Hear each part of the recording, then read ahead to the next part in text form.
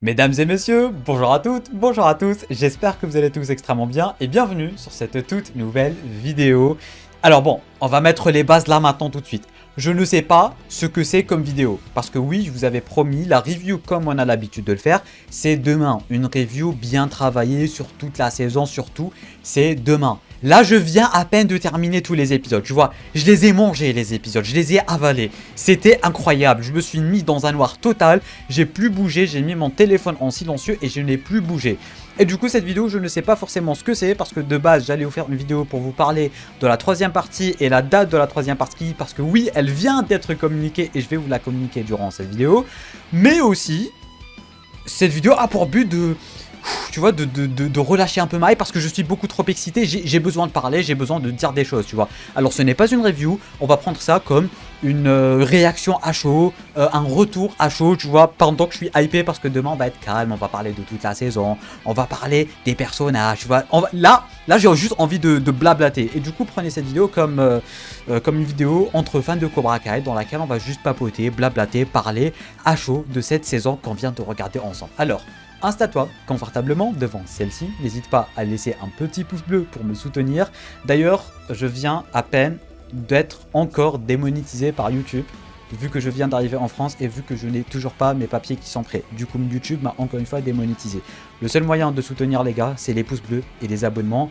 Et si vous voulez soutenir financièrement, vu que j'ai plus de monétisation, ça se passe en lien en description. Si vous voulez faire une donation, ça se passe uniquement en live.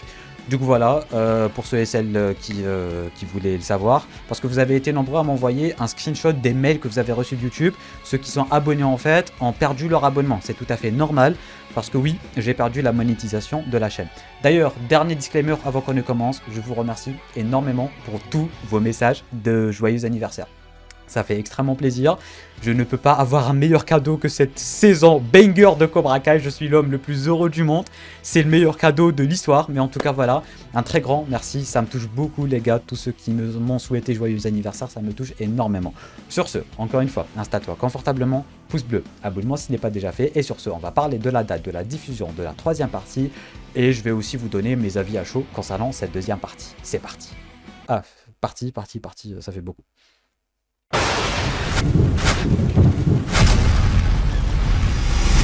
Petit disclaimer, oui, ce sera une vidéo dans laquelle je vais vous donner la date de la diffusion de la troisième partie, mais aussi une vidéo dans laquelle je vais vous parler de mon ressenti de cette deuxième partie rapidement. Mais ne vous inquiétez pas, je ne vais pas spoiler avant de vous avoir donné la date, alors vous pouvez continuer la vidéo, et quand je serai sur le point de vous spoiler, je vais le dire tout simplement, du coup tout le monde peut regarder la vidéo. La diffusion de la troisième partie de la saison 6 de Cobra Kai aura lieu le 13 février 2025. Du coup déjà de 1, ça va faire un tout petit peu moins que l'attente entre la première et la deuxième partie. Du coup, on se donne rendez-vous dès le 13 février 2025 pour regarder ce gros banger de l'espace tous ensemble et encore une fois vivre cette hype inconditionnelle. Et pour le coup, ça fait plaisir que ça soit... Bon, en vrai, c'est dans 2 mois et demi, tu vois, c'est cool, c'est pas 3 mois, c'est pas 4 mois, c'est 2 mois et demi, du coup ça fait plaisir, parce que après ce final de malade mental, de psychopathe, de tout ce que tu veux, ah bah ça fait plaisir, ça fait vraiment plaisir, du coup voilà. Maintenant, on va spoiler, pour ceux et celles qui étaient venus juste pour la date, vous pouvez quitter la vidéo, parce que là, j'ai des choses à dire, Du coup, cette saison est exceptionnelle, est-ce que c'est clair? Est-ce que ça va pour vous? Cette saison, elle est exceptionnelle, les combats sont épique. On n'a jamais eu des combats aussi épiques de toute l'histoire de la série. Ça se bat dans tous les sens. Il y a des musiques épiques. Les chorégraphies n'ont jamais été aussi soignées. Les enjeux n'ont jamais été aussi grands. C'était incroyable. La relation entre Robbie et Miguel a été traitée d'une manière exceptionnelle. Et comme on a l'habitude d'avoir ça avec Cobra Kai en fait, c'est toujours aussi smooth à faire en fait. C'est beau comment ils arrivent à régler les relations d'une façon aussi smooth et aussi belle et grâce à des combats. Je trouve ça vraiment génial. Au début, on avait un Miguel qui en voulait à Robbie de se battre mal. Robbie, il se battait mal juste parce qu'il y avait sa meuf, elle a quitté, elle est directement partie de l'autre côté, tu vois. Elle a directement rejoint les Cobra Kai. Et du coup, c'est normal qu'il se batte mal, c'est le chef d'équipe, mais Miguel, vu qu'il voulait absolument ce poste, il engueulait tout le temps Robbie. Jusqu'au jour où Miguel s'est enfin décidé à vraiment devenir un homme et à aller parler à Robbie et le motiver pour être le chef d'équipe qu'on mérite tous. Et après, avec l'arrivée de Kenny, Robbie qui joue bien son rôle de chef d'équipe, c'était exceptionnel. Vraiment, c'était exceptionnel. Maintenant, parlons de la fin. C'est ma vidéo, je fais ce que je veux, je saute du coq à l'âne. Vous avez rien faire. Enfin, vous allez rien faire. La mort de Kwon, punaise. Genre, vraiment, waouh. Genre, est-ce qu'il y en a qui s'attendaient? Bon, moi je m'y attendais, parce qu'il y a un petit malin qui m'a spoilé sur Instagram. Si tu passes par là, coucou à toi. C'est pas un gentil sourire, hein, crois-moi, c'est pas un gentil sourire. Il y a un petit malin qui m'a spoilé la mort de Kwon sur Instagram. Du coup, dès que je l'ai vu prendre le Njando, le fameux couteau, j'ai directement su. Du coup, ça n'a pas forcément gâché la surprise, et heureusement parce que j'aurais trucidé la personne qui m'a spoil.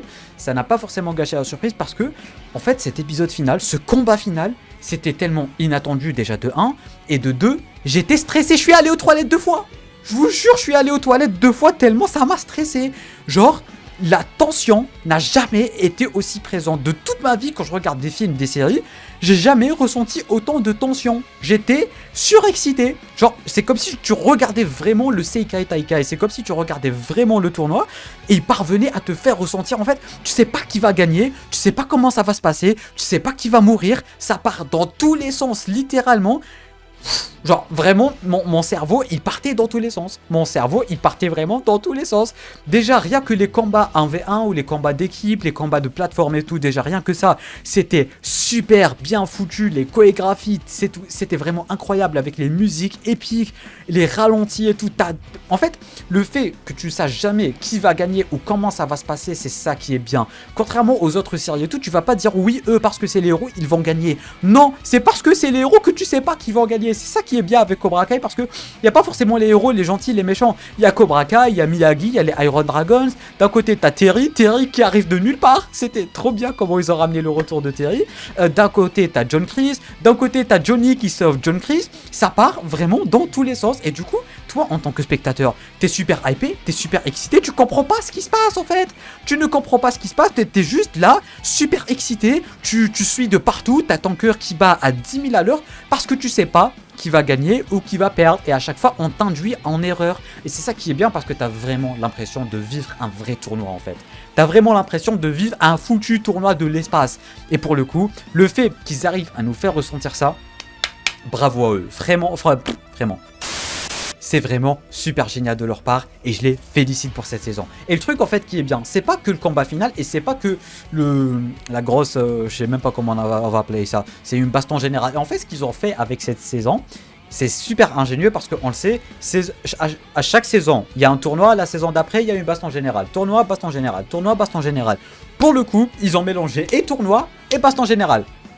On l'a pas vu venir celle-là, ne faites pas genre. Personne n'a vu venir, c'est bien joué. C'est bien joué. Tournoi X baston général pour la dernière saison. Pour le coup, c'est super bien travaillé et j'applaudis. J'applaudis réellement. Et encore une fois, comme j'étais en train de le dire, ce qui est bien, c'est qu'il n'y a pas que le tournoi qui est bien ou que la finale qui est hypante et qui est excitante. Moi, à chaque fois qu'il y a un combat d'un personnage que j'apprécie, je suis stressé. Je suis stressé, je me mets à applaudir comme un con, comme ça, je vous jure. J'applaudis comme un con, je lui dis, allez Miguel, vas-y. Non, vraiment, je parle à mon écran. Je vous jure, je parle à mon écran, on dirait un gros psychopathe. C'est abusé. C'est abusé, la hype que ça m'a fait ressentir, c'est abusé. Comment, grâce à une simple série, qui est censée ne pas vraiment être une série extravagante, un truc dans le genre, tu te retrouves en train de causer à ta télé, à motiver les personnages, à applaudir, à être hypé, à vraiment... Waouh, j'ai passé une journée d'enfer. J'ai saigné les épisodes, je les ai vraiment saignés, je leur ai laissé aucun répit. Mais waouh, qu'est-ce que c'était bien, je suis passé par 10 000 émotions en même temps en fait. D'un côté, on avait aussi le délire avec la mère de Miguel qui était possiblement morte, qui était possiblement dans le coma et tout. Quand on a vu le sang sur le lit, mais j'avais des larmes les larmes, elles sont tombées toutes seules. Et après, hop, elle se met à lui parler, tu vois. J'étais tout heureux, j'étais tout content, j'étais là en mode... J'étais comme un gamin devant cette série, j'étais comme un gamin devant toute cette série et waouh, franchement les émotions que me fait ressentir Cobra Kai, ça me fait extrêmement plaisir et j'ai hâte d'être au 13 février. Bon, d'un côté j'ai pas trop hâte parce que ça sera officiellement la fin, tu vois. Et d'ailleurs, ils ont osé montrer Miyagi pour la première fois, ils ont osé mettre la gueule de Miyagi. Pour le coup, ça aussi c'était super génial. Du coup maintenant, il reste beaucoup de choses à faire. Il reste vraiment beaucoup de choses à faire. On se demande comment va être terminé le tournoi. On se demande qui va être le vrai champion. Comment ça va se passer. Les répercussions. Est-ce qu'il y aura toujours du karaté. Parce que maintenant, il y a une personne qui est morte et tout.